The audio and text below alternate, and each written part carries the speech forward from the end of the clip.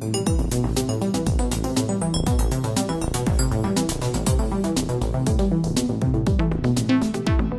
so semester after semester, I start with my policy students talking about a crisis of democracy in America. And the crisis stems from the fact that we have political participation in this country is at the lowest it's ever been.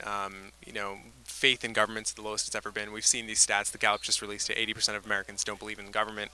65% didn't show up in the last, or 62% didn't show up in the last election. So this is a real problem. And so it's a problem because we've set up a model of representative democracy where the public is supposed to tell us what we care about, and then our politicians, political representatives, translate that into action. And if the public doesn't care, there's like a whole black box process that gets done, in every level of government, local, state, and national.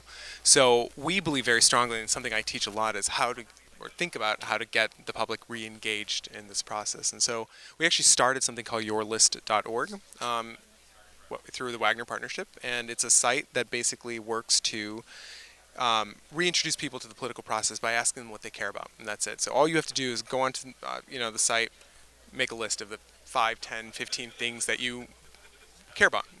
Pothole in your street, not enough school supplies in your kid's school, national defense spending is too much, whatever. You say it in your own language, and we have a pretty powerful algorithm that basically then takes similar issues across communities, across the state, across the country, maps them together so you can, one, get a reinforcement about who else cares about your issues, send them to political representatives, prioritize lists, and then sort of reintroduce the dialogue. And the reason we did this is what we felt people aren't engaging not because they don't care. Most people say, oh, Americans are apathetic, and we don't actually think that. We think it's that people don't care because they, one, don't have time to participate. And we're talking about the majority of Americans here don't have time to participate in this mess. Two, they don't know if anybody's actually listening to them. And three, they don't know who to talk to. And so we've said, okay, well, if you can we can tap into this American tradition of complaints, sort of get people to tell us what they care about, then we can take care of the rest of the work. So that's it's our experiment that we're trying now. Yeah, so we're actually partnering with a bunch of different organizations, nonprofits, across, right now, New York City, but we're going to sort of build on there. So one of our big national sponsors, or I should say partners, is the Boys Club is one, and then two is Hard Rock International. So both of them is sort of trying to help us figure out how we can get civic engagement on a community level.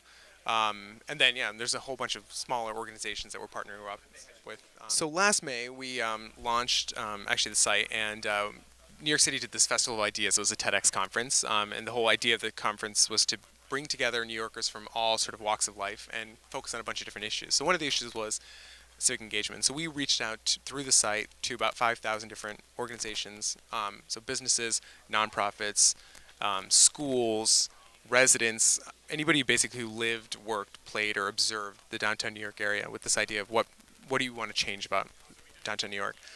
So we collected a whole bunch of issues. The neat thing is that even though we got several thousand issues, it really condensed down into 120 unique issues, which just shows that there's such commonality between people, right? Took those common issues, took the top 10, and then spent an entire day problem solving. We actually partnered up with another organization called Open IDEO. We took issues like people wanted greater green space, environmental concerns about pollution, gentrification was another big one, the balance between residential and retail in Soho and sort of neighborhoods like that. And then just problem solved about what we could do with the community. So it was pretty neat. And people had to pay a little money to actually get in there. But what was really neat is that people spent an entire Saturday with us. They paid money and focused on problem solving. So I think it reinforced our belief, which is that people care. They just don't know how to participate in a way that makes a difference. So we actually then took these lists. We sent them to community board leaders. Sort of here was problems, here are the solutions that our communities identified. And then sort of talked to a bunch of different media and stuff. And now we're doing the same project in Philadelphia, and we want to see if we can transplant it city by city to kind of build this engagement project here.